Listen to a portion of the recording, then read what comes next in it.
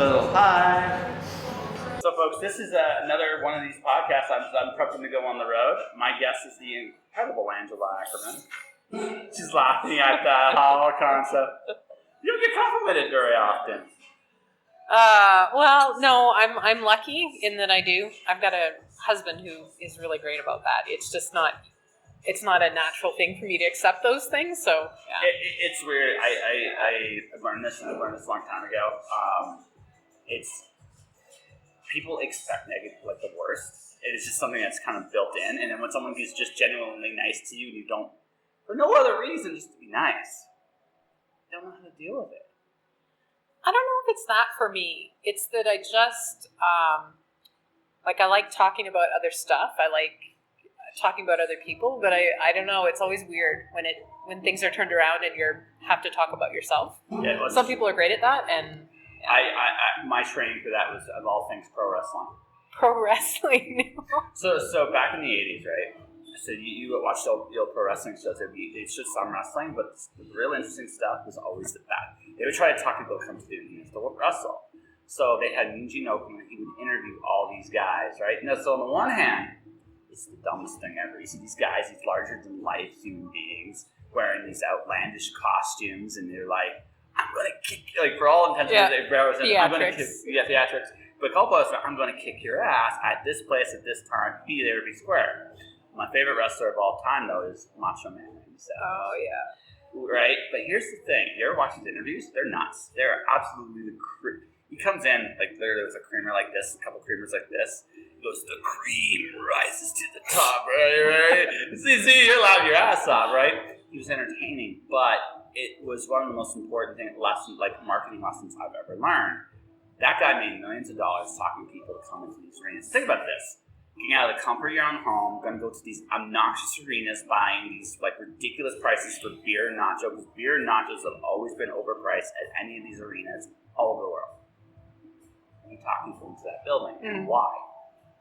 Because on some level, he believed he was authentic in what he was presenting. Mm-hmm. That is the most important lesson I've ever learned. It's not about, when you look inward on yourself, it's not about, hey, I'm building myself off to be awesome. There's a little bit of that. But what it really is can you be your authentic self in front of people? Because you can do that. You can do that. You'll connect with people. When you connect with people, they will follow you. Mm-hmm. Yeah. Well, and I mean, it's entertainment too. He knew his role. Absolutely. No, absolutely. Yeah. He knew exactly who he was and who he wasn't. Yeah. So that's the whole creamer spill. Chocolate spill. See, live stuff is always fun. But he knew who he was and he knew who he wasn't. Yeah. That's part of it too. But I think it's true especially with the way the world works today. Like we have social media. We're on camera here. Hi. Right, we're on camera. I got a microphone right here. We have music playing in the background here. Right, as we're doing this, and we have all this activity going back and forth. And what I've learned is today people are seeking those connections more than ever. And I think the way the game has changed for authors and artists is because of all this technology, we got to find that piece of ourselves we're comfortable sharing with people. Because we don't live in an era anymore where you can just sit home and write and expect people to find you. That doesn't work anymore. Yeah. And I think that's something that probably a lot of authors struggle with is a lot of the ones I know, they struggle with going online, and some of them embrace it and they love it. Other people really struggle with knowing, how do I do that authentically? How do I make myself interesting to other people? Like they think it's something that they need to do in order to be interesting. And how vulnerable do you get? Like, how much of your personal life do you show and things like that? You got to figure out what your own boundaries are. Yeah. Let's say, right? There are things, now me, I have an obnoxiously big mouth and I got no problem making an ass of myself. It's fantastic. And the reason why, and I mentioned this off here, so in the 7th grade, so this is what happened to me. It's a blessing now, but back then it was a nightmare. So it was French class. I got called to the front of the class to do a presentation. I was good in French, really good in French, which is right. But on the way up, this is like 12 years old. So, puberty happens on the way up, and suddenly I'm in the front of the class with just like in short shorts and a t-shirt, and just like everybody can see what's going on. And just like, and I even lived that. But the beautiful thing about that is, the worst thing's already happened to me. I mean, there's only one thing that can top that ever, right? But I think I'd be okay even in that environment at this point after everything I've been through. So, like I said, throwing up would have been nice compared to what happened to me. Yeah, it's a little traumatizing. Can be, or it can be also. It's what you do with it, right? It can free you. Yeah. Right. You're not worried about the worst that can happen anymore. You've already experienced it, so it's just like. But it's an evolution to get to that point in time where you see it in that light. Oh yeah. And it's, if you can't get there, like that's where you've developed an emotional wound, and you're terrified of being put on the spot and things like that. You're terrified that you're going to make a mistake, and it can hold you back. So you have to get to there.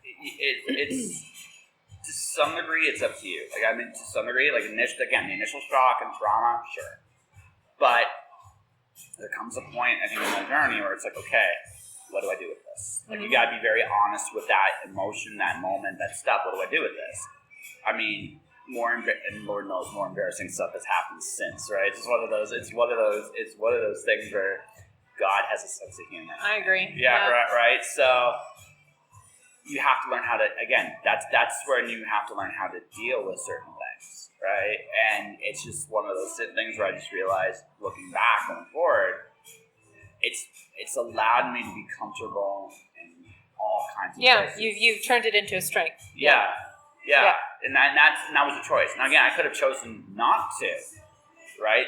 There's a point I think where everybody's accountable of how things happen to us all. And some things are definitely more challenging to overcome than others, for sure. But at some point on the journey, you got to look at everything that's happened to you. It's like, okay, do I own this, or does it own me? Yeah, I think to a certain degree that's absolutely true. I think that there's some traumas that lie outside of our ability to control them, and that's no failing. It's kind of it's not something that you ever overcome. It's just like a constant thing that you have to keep fighting and keep showing up. Keep showing up and trying to live your life. But yeah, I mean, I think when you can be honest with yourself and see how, if something's holding you back, and you can see that, and you can make decisions about, okay, what can I learn from this, and what can I do maybe so it's not holding me back. Well, that's super valuable. There's a quote I love, like, are you willing to give up everything of who you are to be who you want to become? Right? There comes a point, I think, in everybody, and again, everything we experience can teach us. It can hold us, like, it can do all kinds of things, right? We have everything that happens in life, every obstacle that happens in life that comes in your way, right? You have to find your own. Again, you gotta let yourself feel that. Whatever it's doing to you, you gotta let yourself feel that. And there's a process, and there's definitely a grieving, mourning, coping process in every experience you have in life. But then there's gonna come a point, it's like, okay, who do I want to become? And are these feelings I'm having, are they helping me or hindering me? Mm-hmm. And there's also, I think one of the other things too, it can get, and in an odd way, it doesn't matter how painful a thing can be. And again, there are exceptions to this. Yeah, for sure. There are exceptions 100%. to that, yeah, right? But there are, I think, for the vast majority of experiences in our lives, they're there to teach us. They're also, they can become a comfort to us. How we are, how we behave, who we are. Can we change? Right? And do we want to change? Mm-hmm. Right? I think that's as much part of the journey as anything else, right? You can look at yourself and not like who you are. But you can stay there too if that's what you want to do, whether you realize it or not. There's a comfort in that knowledge. But when you change it, you become something completely different. And it's an evolution process becomes the unknown. Do you want to venture out on that limb and see who that person is? I think there's even a point for all of us where we just don't want to do that anymore, and that's fair. Well, Right. it is sort of about your relationship with fear Yeah. and which fears you're in a position where you're willing to challenge them and Yes. you're willing to step outside your comfort zone because there's something that you want so much. Like, it's funny, a big part of what I do is really drawing parallels between the real world experience that we all have, our human experiences and characters' experiences.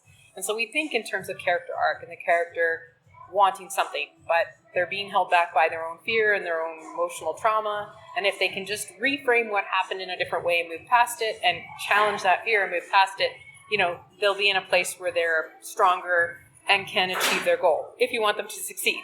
And the thing is that that's us. Yes. That's all of us. Yes. There's things that we want that we're not in a position to have right now. There's things we need to learn. There's things we need to do. There's fears we need to challenge. There's steps we need to take. And if we do those things, then maybe we can achieve that goal. But there's a cost too. There's a risk.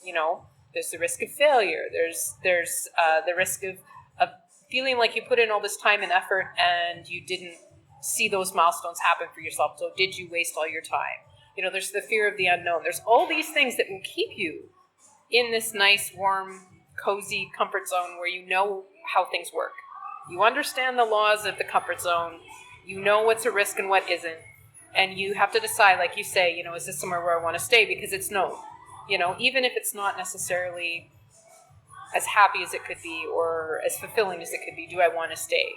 Yeah. Some people make that decision. A lot of people make that decision, right? Mm-hmm. I have 11 rules of success. The 8th rule is stay uncomfortable. Mm-hmm. Because you have to, especially if you're succeeding at what you're doing, especially when you're successful. I think that's one of the most comfortable. To coast. Yeah. The temptation to coast. Yeah, you can't coast. No, there is no coasting. Like, that's the thing is, and it's interesting because like this ties into the fear of success. Mm-hmm. Writers often think about the fear of failure, but they don't think about the fear of success. And the fear of success is just imagining that future and actually seeing what it's going to be, but also the negatives that come with it, the added pressure and the need to continue to create and meet expectations and more complication and all of these other things. And it can cause people to put on the brakes because they don't want all of those things that go with it. Well, fear of success and fear of failure are actually the same fear. I realize this. They're just the opposite spectrums of the same fear, which is the fear of change. Mm-hmm. Fear of failure is if I do everything, nothing will change, right? That's not true. The more you do in the attempt to try, mm-hmm. there's opportunities to learn. You grow even in failure. Sometimes, especially in failure. I should have turned off my phone. It's all good. Doing that right now, ladies and gentlemen. But fear of success is, my phone just now wants, there we go. Hit the power button. Thank God. Okay. Phone Josh 1, phone 0. But anyways, but the fear of success is the fear of the unknown. You don't know what happens. We all know what it's like to fall on a bicycle. We know what it's like to slip on the ice. When we fly, what now what? That's the fear. It's that things have changed. Now you don't know where they're going to go or how you're going to get there. My first time dealing with that was when this podcast was nominated for the Aurora. Because it was like, I didn't do anything out of the ordinary. I just woke up one day and I was an Aurora finalist. Mm-hmm. And it was like, cool, right? But then I'm like, then I had this like weird imposter-ish kind of thing come up, and I was like, okay. So I had a little talk with my imposter thought. How did I get there? What do I do so well that got me here? And what don't I do well? Mm-hmm.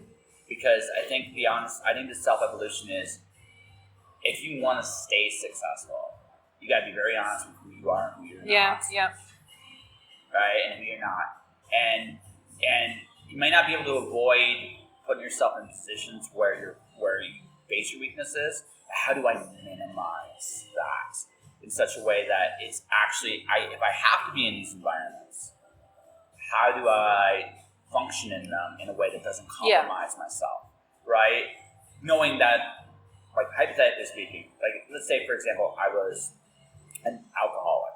Mm-hmm. I'm not, but let's say I was. coming to a place like this would be a big risk. It's like, but what can I do to mitigate that? Yeah, water. Yeah, right. Strategies. Yeah, there's strategies for that, right? But it's being honest with myself because I don't want to fall back into an old pattern if I want to go into a new place. That's something I've learned, and everything I've been doing has been about stepping into the unknown each and every time because for me, it's the only way I'm going to grow. Yeah. Right. But I mean, it's all a process, yes. and it's never. We can want to show up and always succeed, and we're not going to. No. And I think that it's really about perspective and just putting the moment in perspective. If you try something and you don't do well at it, or it ends horribly, you realize you were terribly unprepared, or whatever. Whether it's your actual fault or not. I mean, just put it in perspective. It was one moment in time. What did you learn? What would you do differently next time? And then kind of move forward. It's like when that thing sort of digs into you, that's when it becomes a problem, right? When it really digs into you. Yep, you gotta figure out how to let it go. Yeah, if you can. And like I said, some things, like we're talking about trauma and experiences in very general terms, but I think there's some people that they've had such traumatic. Sure. There's less control and less ability to get the distance that you need or the awareness that you need in order to, just look at it in such clinical terms. I think for a lot it's the awareness. It's not. It's you feel this way and just don't want to feel this way anymore. And you kind of want to numb yourself. I've seen this with some people I've seen that have been hit by a lot of different traumas. Yeah. And it just there comes a point where they just want to shut down, and they do. They just because they hit that overload of. Well, and I think too, like they learn what strategies work for them. Like like your example with if you're an alcoholic and you know that you need to have something in your hand, you're going to get water. Yeah. Like I think everyone sort of learns what are those comfort strategies and what is going to keep them focused on what they're there to do versus letting these things have too much power. Yeah, so, and I do think that it's something everybody has to find. And some people you may not be able to get over all your experiences, but at some point it's like, well, I have to function somehow, some way. Yeah, you just keep showing up. Yeah, that's my first rule. Yeah, that's literally my first rule. Show up. I never thought that would be like the biggest lesson I got in school. Like that, the attendance thing. I was like, years later, I'm like, this is why they focus on this so much. Is it weird that I'm hoping like some of your rules are weird, like Zombieland? Yeah. Would you like to hear them all? Would you like to hear them all? Sure. Rule 1: show up. These aren't going to be quite the PG. You're going to be the non-PG version. Okay. Rule 2: do your shit. Rule 3 is the only cliche on the list. Don't quit. Rule 4: the rest is rain. Are you a Star Trek fan?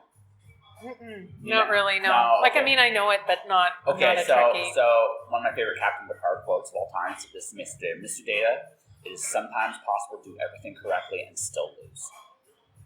He's right. Yeah. He's absolutely right. She's on. She's great. Yeah. We have a waitress here, ladies and gentlemen. It's kind of like making sure we're all good. I actually, the next time she comes out, I'm just gonna say, I'm gonna order and have her in shot. If she wants to, yeah. But I actually that's one of the cool things about the podcast. Like when I was doing it before, when I was going in restaurants like this, I didn't keep the stuff with the waiter and the waitress in there. I think I like a little chaos in my stuff. A little bit of chaos is actually, I think, it makes it real. Yeah, for sure. Yeah, right. So, rest is rain. So your objective then, and what you understand is, since the paradox of success is, you can do everything right and still fail. Yep. Consequently, if you do none of the steps, you will guarantee to fail. That's just the way it is. So, your job is to do the best you can with what you know to be as prepared for the rain as possible. Right? Rule 5. Right? Get out of your fucking way. Yeah, that's a big rule. Yeah. That was the imposter syndrome thing. Yeah. Get out of your way and enjoy it. Rule 6: be grateful, be charitable. Rule 7: no excuses. It really doesn't matter why you do or don't do something. What matters is that you did or didn't do something. Mhm. No one's going to care. Rule 8, stay uncomfortable. Rule 9, be detached from all outcomes. That's a tough one. That's actually, no, it's actually, once I figured out what the pandemic taught me one of the most important lessons about human nature, and that's this. We can buy, if people, I understood advertising a lot more thanks to the pandemic. And what advertising tries to do is sell you on an idea. If people buy into an idea, it doesn't matter what angle, what side of the equation you were on the pandemic, you've probably bought into an idea. Now, that idea, if you buy into it completely, if I challenge your idea, you will feel like I'm challenging you. Right? Now, if I detach from the outcome of my idea, I can have a discussion about the idea in any format without actually being offended or worried, or even if I disagree with your opinion, I can have that discussion with you. Yeah. Right? I guess it depends on how you set goals, Yeah. right? The way you set goals, the way you set milestones, and if they motivate you or not. Yeah, but you want an outcome. But going back to what I said, you have to accept the fact that what you're going to do possibly won't work. Yeah. And if you have that idea in your head off the bat, it gives you a perspective of, okay, this might not work. And that's a little doubt's healthy, a little doubt, because it forces you to analyze what you're doing. Mm-hmm. So detaching from all outcomes is actually it makes you harder to manipulate, and it also makes you open to possibilities that you wouldn't have considered otherwise, and it lets you use doubt in that constructive manner. But you have to be careful that you don't get distracted. So Right?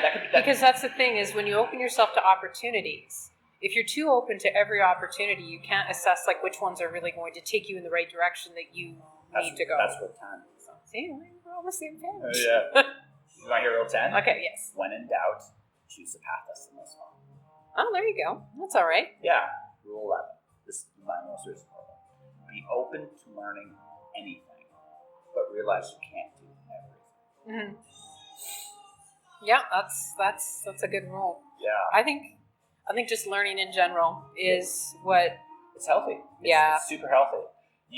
There's always. I took up drawing during the pandemic. I am being terrible. I'm actually competent at it now. I'm confident. Yeah. I don't know if you see any of my drawings on social media. Yeah, I see some. Yeah. Yeah, I've gotten better. Right. I don't think I'm good, especially compared to who I'm drawing with. Holy shit. But I'm confident at it, and it's made me a better storyteller.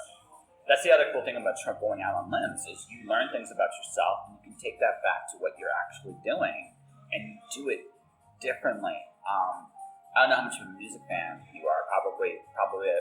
I love it when I see artists sometimes. So Linkin Park was one of my favorite bands.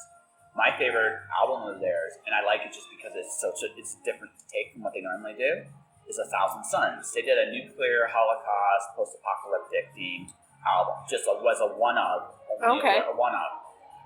It made, when they went back to what they typically do, it was better. Huh. It was better because what they did was they went outside their comfort zone and they went and learned stuff. Even though I don't think 1,000 Suns is their best album, right? It's the one where they took the most chances. Yeah. And when they came back to what they were actually normally do, right? The one they did afterward, Castle Glass, and some of the other songs on there, were just like they had more depth than what they did previously because they weren't doing the same thing over and over. Well, creativity, being like really truly embracing creativity, is being vulnerable. Mm-hmm. And when you give yourself permission to just not think about the fans and not think about this, that, the other thing, and how popular something will be, and you just like let that passion out, I mean, that's when you go really great places. Yeah.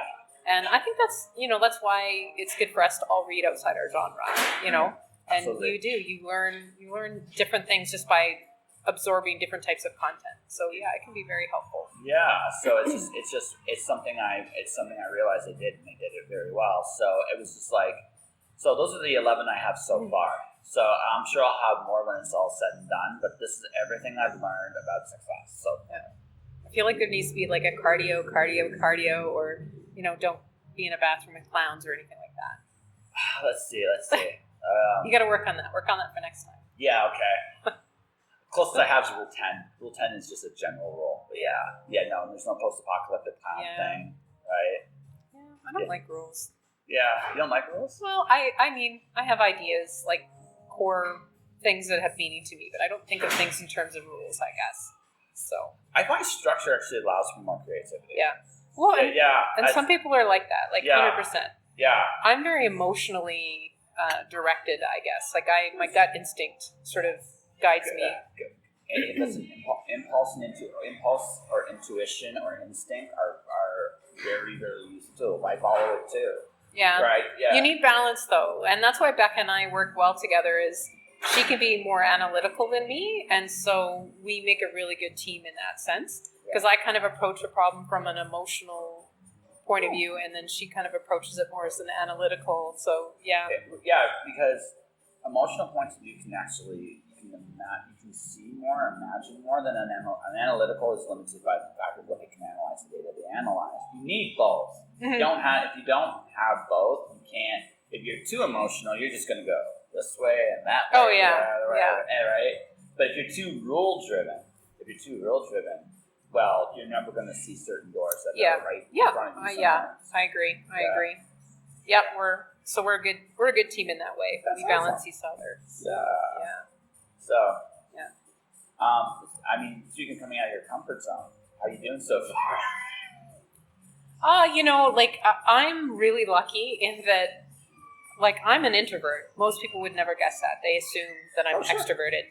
But I have a husband who's like super extroverted, and he's also like incredibly gifted at talking to people and managing situations that would make an introvert uncomfortable. So because I have that as an example, I've learned so many things from just watching him interact with people and stuff like that, and it has really like given me kind of tools for my mental toolkit to handle different types of situations. That's cool. I'm lucky in that regard. Yeah, it sounds like you're in the path you're on right now. So for those people who don't know, Angela is probably one of the most popular resource for writers everywhere. It's true. I've seen you at When Words Collide. You're always busier than Bandit because everybody's coming up to you. Hey, you got these cool thesauruses. Well, they're just so weird and different, right? So yeah. Well, I just think you found a really cool lead that no one considered, and everybody's like, well, now you're for lack of a better term, you're the expert. Well, it's like the guides are very practical. Yeah. In the sense that, like most writing guides up until the point of time where we release the emotion thesaurus, we're like, here's everything about characterization, or here's everything about suspense. It looked at a topic and it gave you lots of advice and examples and stuff like that. But the books, we recognized there was a gap between learning about something and applying that thing. And there's like this brainstorming component that was missing. And that's something that Becca and I saw as critique partners. When we were trying to figure out everything ourselves, we were really struggling with emotion, and our characters were always doing the same, shoving their hands in their pocket and frowning and smirking, and it was just so boring. And it's like, why can't we think like deeper, And so we thought, well, if we have these brainstorming lists, then it kind of gets us out of those patterns of thinking the same thing over and over and over. And so I think in that sense, like that was sort of the start of the idea. And then it really became, what's the most important thing, the practical thing you need to know about whatever, fill in the blank, emotion, conflict, emotional wounds, like what does that concept do in a story that you really need to know? So if you can activate it properly, your story's going to go from this to this. Yeah. And so that's kind of where we've kind of taken things, not just through the books, but also the sources we have at One Stopper Writers, because we've written a lot of thesaurus over the time, and they're not all books. So there's quite a few there that look at different concepts too. So. Yeah. So, I gotta ask this: did you want to be a novelist at one point, or? Yeah. Becca and I both are children writers. Yeah. Like we both wrote. She wrote everything from. She did write a few like short stories and stuff like that, but her sweet spot was really YA, and for me it was more chapter books and middle grade. And I did write some YA, and so we've got tons of manuscripts on our thing. But I think what happened with us is when we met as critique partners on an online group called the Critique Circle, we really gelled over just learning. First of all, we had a huge passion for learning, but also helping other people. And being in an environment where you're constantly, like, you're learning from other people and you're seeing how to make your work better, and then you get the opportunity to help other people, it kind of awakened a real passion in us that we liked being that part of that chain. We really enjoyed having a role where we could help other people. And so we sort of took this passion of learning and this passion of helping people, and it sent us in a totally different direction. You know, we started thinking about writing is so freaking hard. Like, learning all this stuff is really hard, and there's so many elements to master. It's got to be an easier way. And that was kind of like what has steered us away from fiction into nonfiction. And I think, honestly, like, for me, I'll probably go back to fiction at some point in time, but it's just, like, life has to slow down. Like, I don't, You've I've got so much going on. Well, no, you're on a train. You're on a train. I occasionally have lunch with Susie Dori, and it's just like looking at everybody in gallery. It's like, yeah, you're off kind of like, you found a niche that needs to be filled, and it's just carrying you wherever. Well, and it's a rewarding career path for both of us in that we just love helping people. Yeah. And we're able to help writers in a real unique, tangible way. And so that's really exciting. Like, that's something, you know, like, on one hand, it totally did take us off our path of writing fiction for now. But it just became this unexpected, rewarding career. So I got an interesting thought. I just had a very interesting question because of everything you've learned. Does that make your writing harder to do? Like writing fiction or writing nonfiction? Both, because here's the thing, right? Now you know stuff. And what I find is the more, there's almost a point of, I look at a writer getting started. The one thing they do have over an experienced writer is they have no fear. They don't write, they have no fear. So because what happens is as you write, you get more and more knowledge of what works and what doesn't for you. Right? So when you go to somebody out, we're working on their manuscripts, you go, that won't work in a million years, and sometimes they prove you wrong, right? Because who they are helps carry what they're doing. So now, but you've gone so much deep into the knowledge base, so when you come back, it's like you have so many layers of what you can add to your writing now. Does that make it easier, or does that make it harder? I think it's tough to say. I think, like, let's just say tomorrow I had a huge amount of time to write fiction. Let's just say that happened. I think probably for me, I would choose a completely different genre to start exploring because I would feel that internal pressure.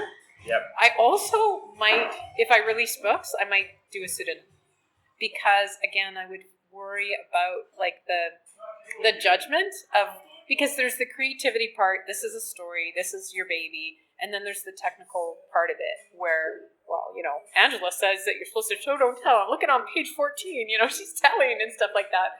I would worry about, like, being held to that bar and people maybe getting lost in the technique and not enjoying the story.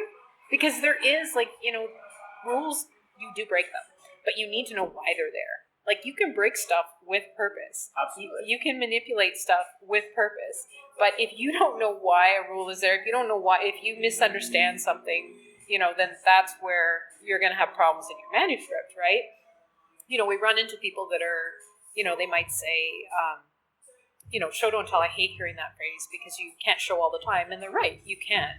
But it's understanding what show, don't tell actually means and applying that viewpoint to your story. That's going to, like, elevate it so much because you're going to focus on what matters in my story versus just, you know, showing the things that matter, deciding what's so important in the scene that I need to slow down enough to describe it a little. You know, it's being able to understand that versus just like this blanket hard and fast rule. I must show, I can't tell, telling is bad. I think the important thing, and this is how I approach writing stories now. What's the story I'm trying to tell? Mm-hmm. That's the question I asked. Because that's important. Because from there, that's when you know what rules and more important, what expectations you need to have in your story. Because from there, again, as you say, you can break rules. Yeah. Right? But the thing is, if you're going to defy expectations, you need to know why you're doing it. And I find the answer to me is, what's the story I'm trying to tell? Because once I know that, then it's like I can break what I need to break. But then I also do this too. It's like, do I need to break the rule at all? Because now I'm starting to really think about the story. It's like, yeah, right. what like I actually find for me it's more fun to play into expectations than it is actually break them because because you give people what they expect, just don't give it to them in the way that exactly right. It's fun to lead them in a certain direction, and then it's much more interesting. It's much more interesting because I notice this with movies now a lot more specifically. Sometimes my favorite throwaway line of all time is from The Matrix because it's my favorite because it's the Oracle goes to Neo. You got the gift that looks like you're waiting for something, and he goes, waiting for what? The next life, maybe. Who knows? And then you go to the end of the movie, he actually dies and comes back to life. I'm like, that was a nice little Easter egg. No. It's right in again. Yeah. It's so cleverly done. It's done in a way that makes sense in the moment, but it also you quietly have made a promise to your reader without ever them even realizing it. And then they come back to it and they're like, Sometimes you can you can make it too much of a ham-fisted thing. I've seen that in movies too, but like when 100%, yeah.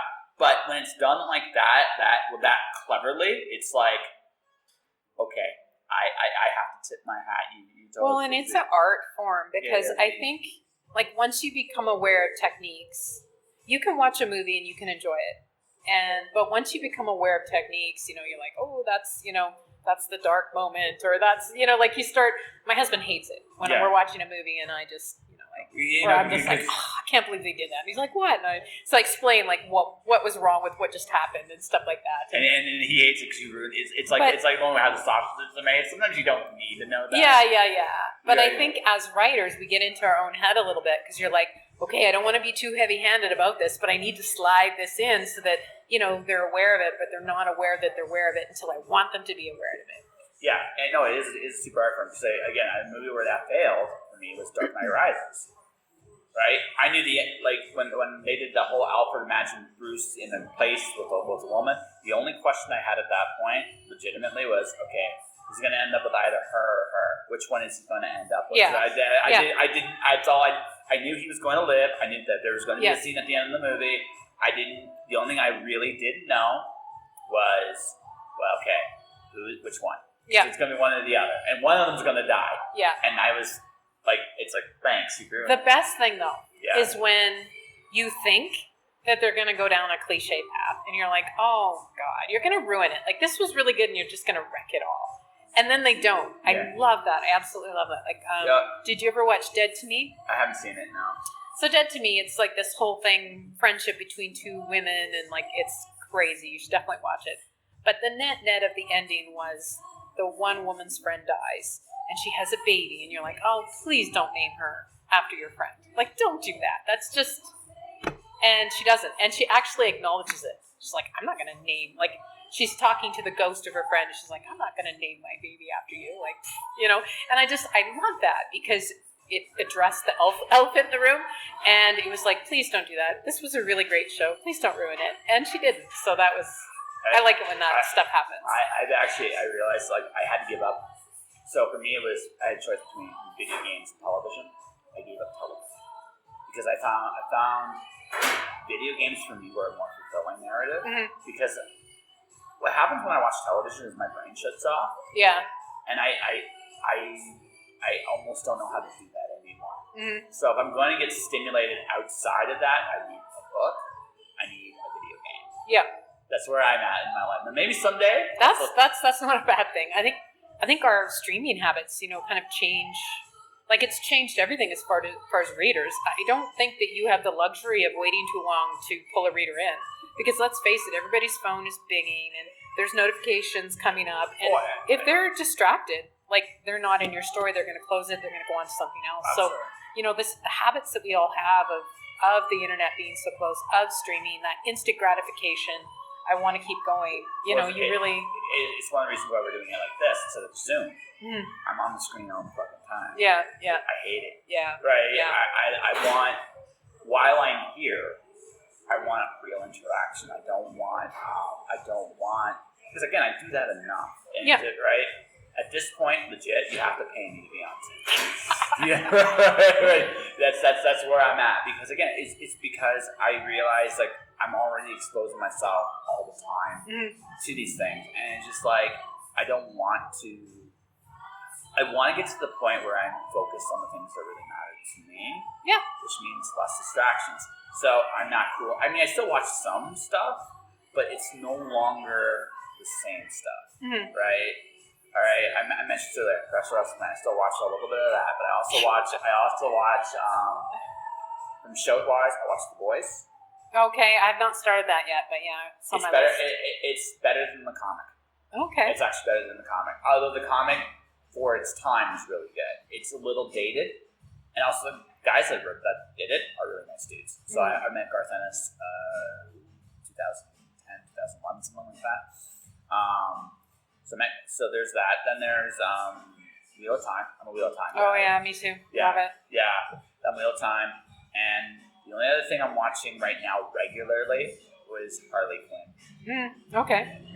That one I'm not watching, but Wheel of Time, I'm with you on it. Yeah, well, Harley Quinn, I just love what they did with the DC, like Batman DC universe. I never thought they kept the Bane voice from Dark Knight Rises and Bane, and it's like I never thought I'd hear Bane say "Razzie Zazzy" in my life, and it was they make it comical and they make it interesting, and like my favorite character, ironically, is either Bane or the Joker.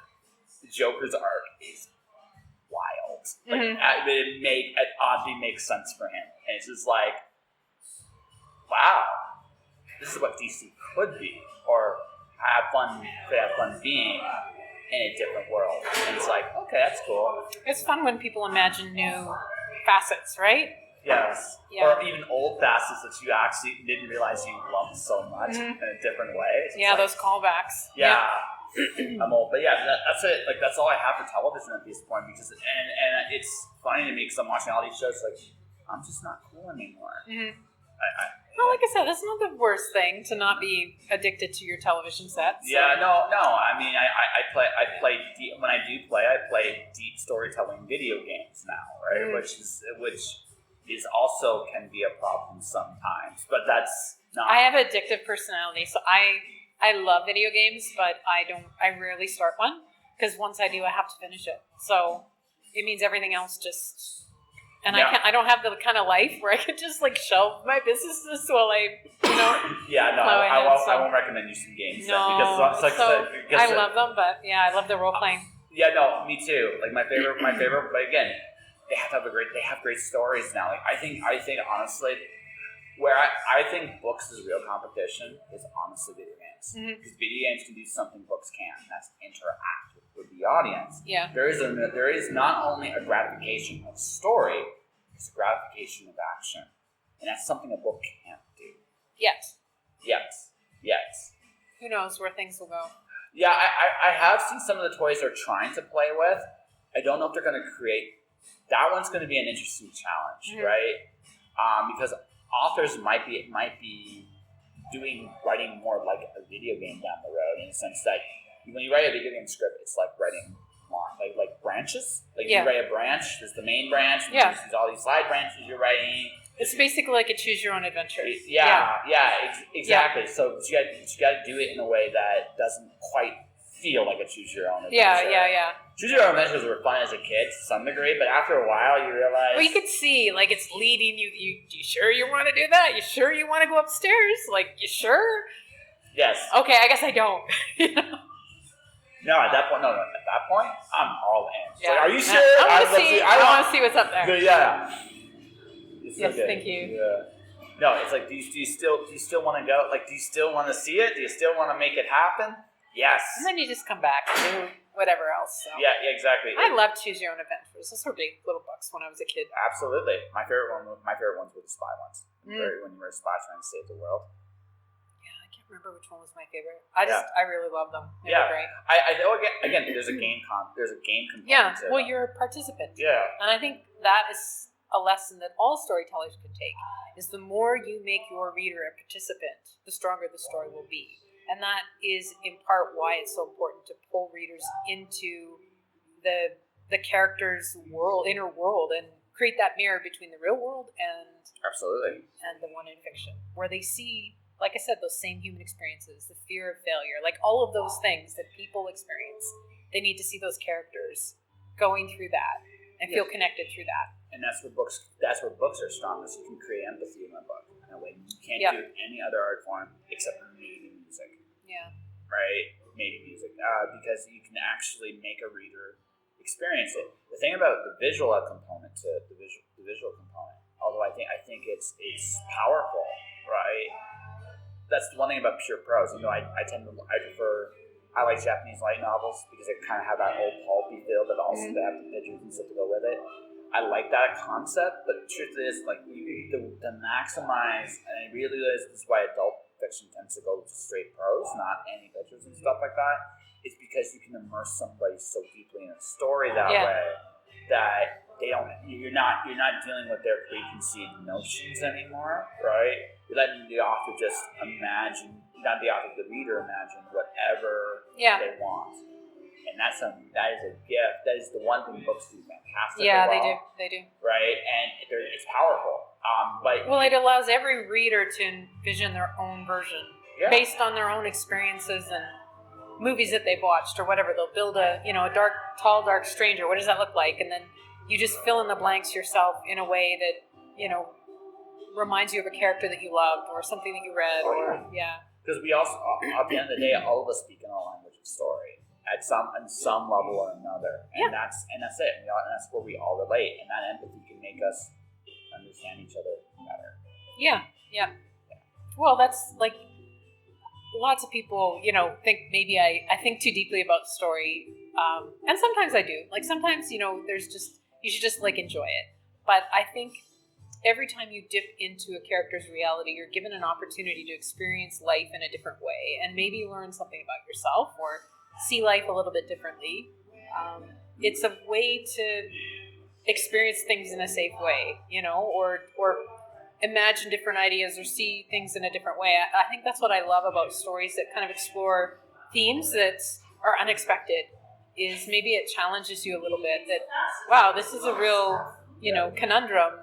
And if I were in that situation, I don't know what I would do. I think when you can get a reader to actually think about that, like that's a powerful thing. When you actually get the reader imagining, before they read the story, if there was a circumstance, I would do this. And then they're reading the story and they're like, I don't know what I would do in this situation. Like that's powerful stuff when you can do that. Or you make the ending interesting. Like for example, one of my favorite short stories of all time is Isaac Asimov's The Below Bar.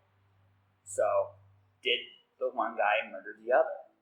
You don't know, right? A big accident happens with the pool cube, and there's a doubt at the end whether did he kill him?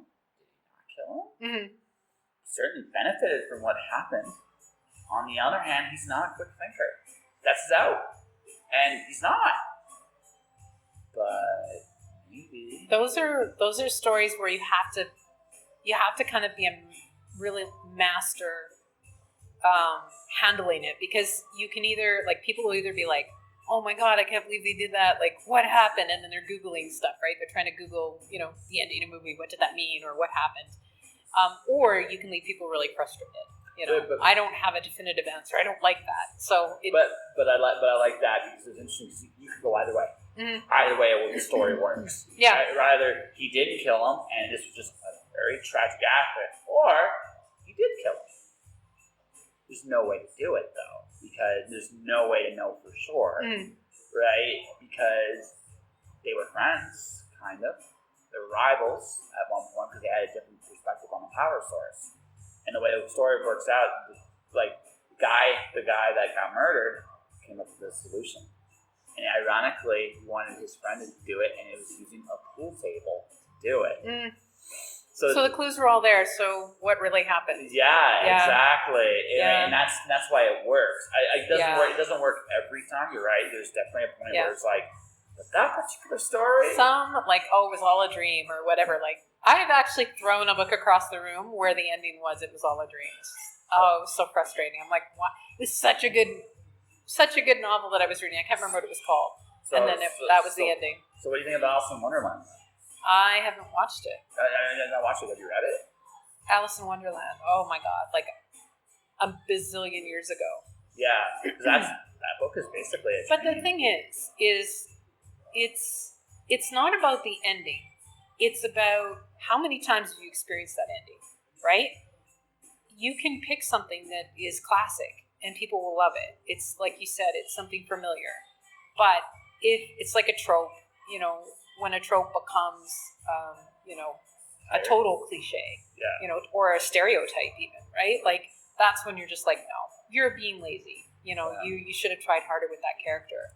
So, I think it kind of depends on the context of, is that an ending where, did it make sense? Like, did the author pull it off? Sometimes, like Stephen King's the Dark Tower series, that ending is one that bugs people. Like, some people are like, I can't believe that's how it ended. It's like, but that was kind of the right ending, in my opinion. No, it absolutely is the right ending. But it's like one of those sort of things where some people are going to be not satisfied, but other people will be like, oh, but it. But the thing is, he also told you several times, especially in books 5 and 6, that this was the ending. Mm-hmm. He already told, there's lots of clues.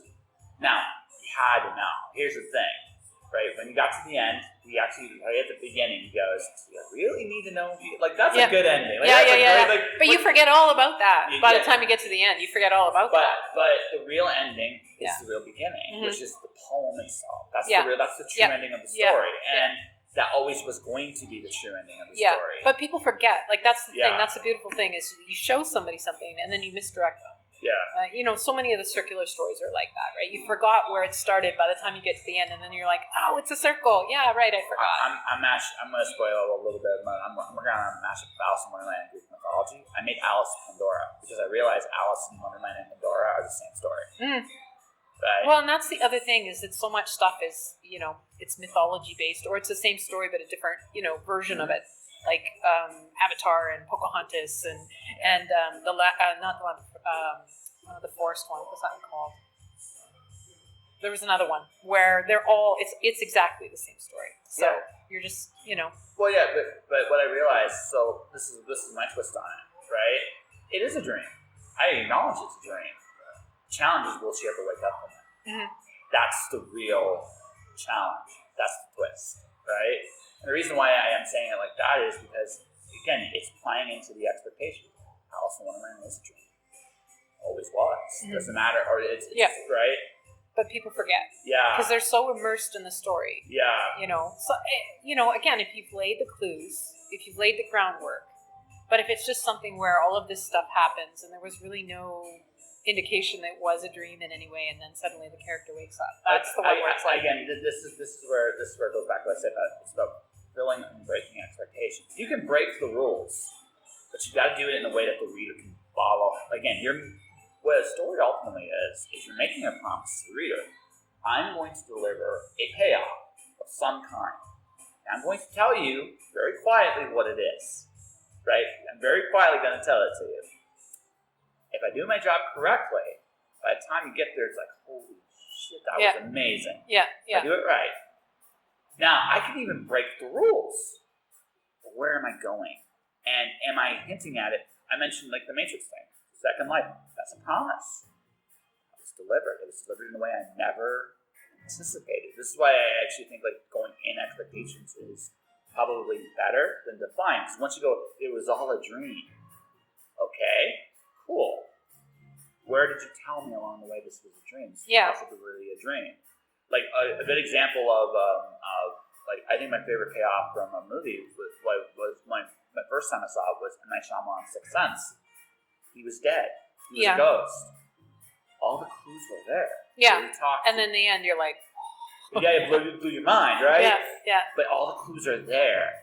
He never this is where M. Night Shyamalan fails in a lot of his later movies. Is the village is the one that pissed me off the most. Right? Because it's what's outside, what's beyond the village. And then when you see what it is, it's you didn't really do a good enough job. Well, and there was too many logical things. No airplanes ever went over or anything like that. It was I just don't buy that this, that this could exist. Yeah. And you have to be able to get there. You have to be able to suspend belief where, And sometimes they do, sometimes they don't. Yeah, and that's the thing. And you can do it, but again, you do it.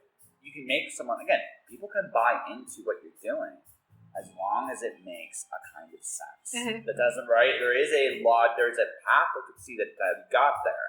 Again, this is why I think breaking expectations is so hard. Because if you're going to break them, you have to replace those expectations with something else.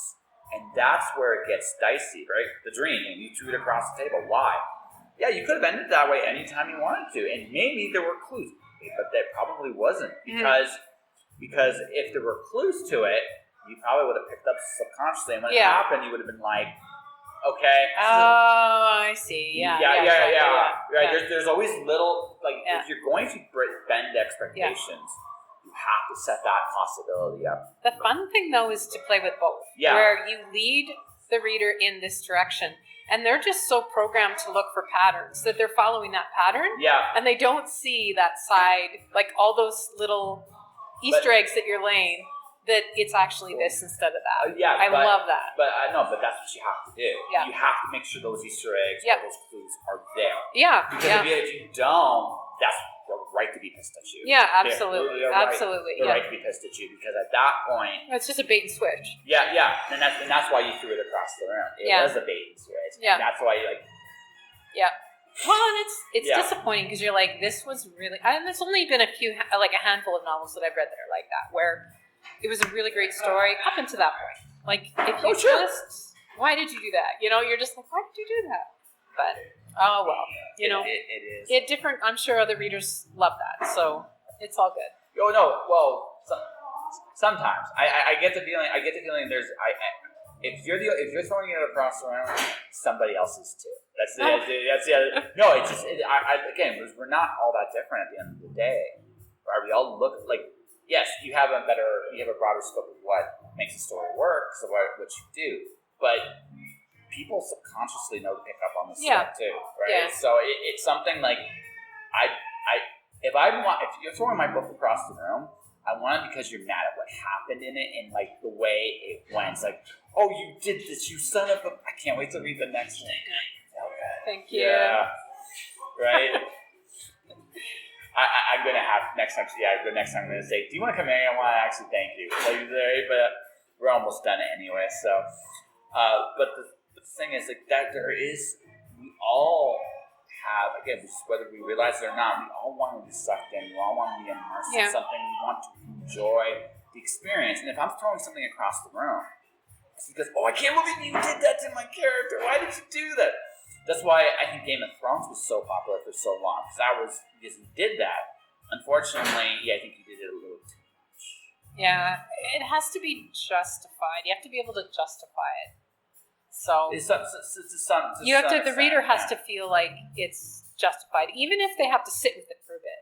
Yeah. Like maybe your gut reaction is you're really mad, but then the more that you think about it, like kind of like Stephen King's ending, right? Yeah. At first you might be really upset that's how it ended, but then the more you think about it, it's like, well, you know what? That makes sense, and I'm okay with that. He broke me like 3 times in that last book.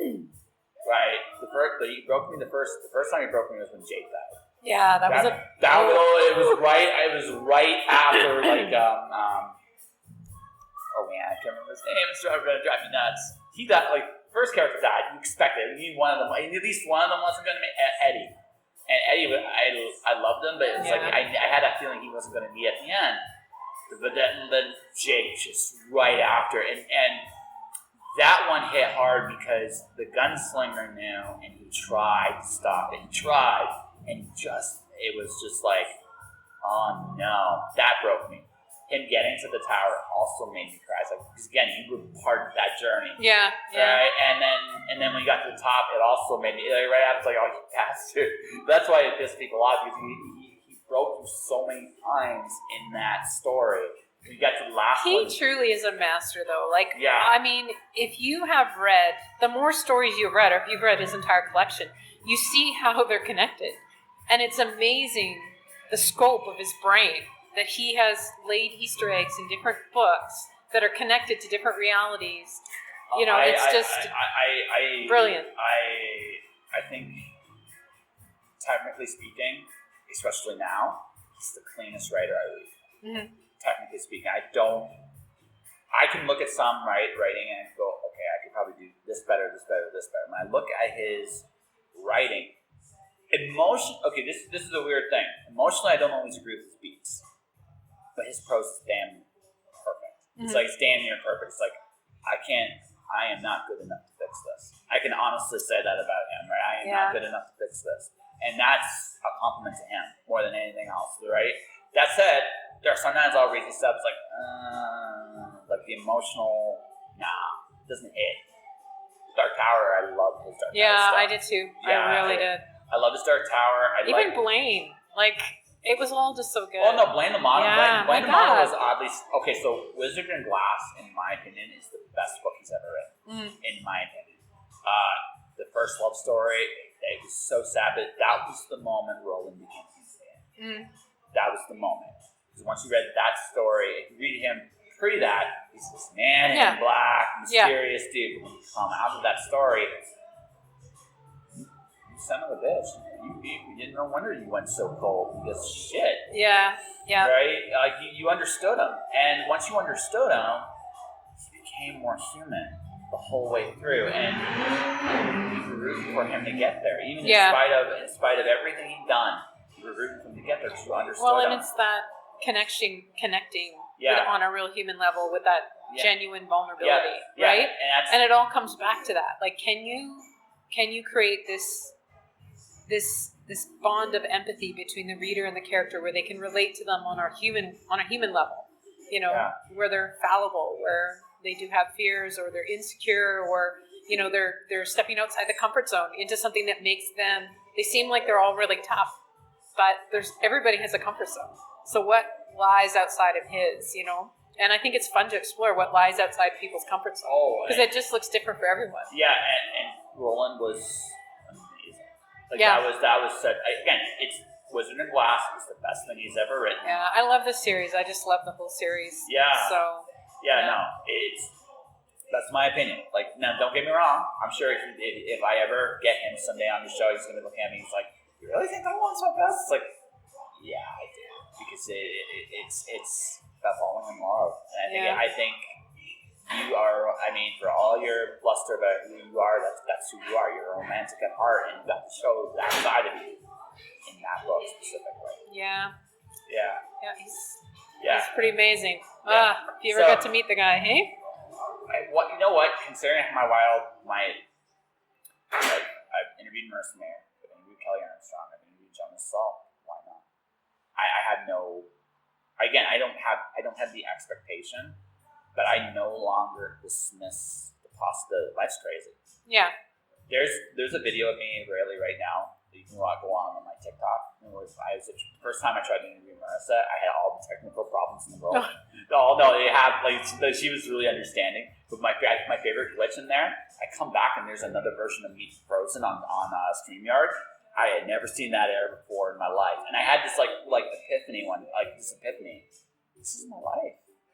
I meet all these amazing people. I get to talk to them about what makes them tick. We just spent an hour talking about books, storytelling, success, doubt, overcoming trauma, bravery. You're an incredibly successful woman yourself. Oh, thank you. Yeah, right? And again, your life has gone in this wild direction in yourself. And if you look back, it's like everybody has an incredible story. Truthfully. It doesn't matter if it's Stephen King or if it's even the people you dismiss on the street, they all have an incredible story. Well, it's what you said. We all are connected by story, and I think we are. We are all stories. Yes, that's right. And we all go our own path, and it's really interesting. I'm going on the road. Why? I'm looking for where I fit, and that's a journey in itself. I don't know what that's going to look like when it's all said and done, right? So when you say you're going on the road, are you like packing up? Off I go, and you don't know if you'll be coming back here, you're just going to see where life goes. I'm almost, if I do come back up here, it's going to be it's my freelance contract at this point. I'll be here part time, but here's how I kind of see it. Like, this chapter of my life is closing because what I want is connection and adventure. And as we've talked about off the air and a little bit on the air, for whatever reason, people here are not in that mode. So I could do one of two things. I can accept this, stay here, be miserable with the lack of connection I'm seeing. Yeah. Or I can go out and find it wherever it leads. Yeah. That's a much more intriguing possibility. I look at this. If I'm going to be comfortable in life at some point, I want to be happy. I don't want to settle for I may not get everything, and I can accept that, but I don't want to settle for I work here and that's it. Yeah. Who wants that? But I don't. I would rather go out there, see what's out there.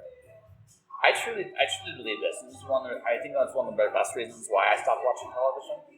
If you let yourself not get distracted by this or this all the time, or television, or even video games and stuff, you actually go out into the world. It truly is a magical place. Yeah. But you gotta be willing to go out there and see it, and go see, and because it's also a much bigger place than you truly realize. And I want to see where in this big wide world I can find my own comfort and happiness, because as I'm at that point in my life where it's just like I'm still young enough to do everything, but that's not going to be for that much longer. Well, and you never want to have regrets. And I think if there's probably one thing I've done throughout my life that's helped me is I always assess, what am I doing now? Am I happy? Am I going to regret this, that, whatever? And I ask that question quite often. And I have a thing about regret. I don't like it. I don't want to have regrets. And so I do reassess a lot, and I make sure that I'm doing the things that are leading me away from that. No, I'm at the post. I still remember my first crush in high school. I never asked her out. I should have. Never did. Yeah. And it's one of my only few regrets. Well, you carry it with you, so you don't want to have regrets again. You don't like the way that made you feel. No, so, absolutely. Yeah. Any mistakes? Oh shit, yeah. I'm gonna have. I don't know if you believe God. I do believe God. If I do the crunch on my, he's gonna say you did a lot of stupid shit in this life. I said, damn right I did, right? And that. But yeah, it's like, see that? Yeah, right. Yeah, exactly, right.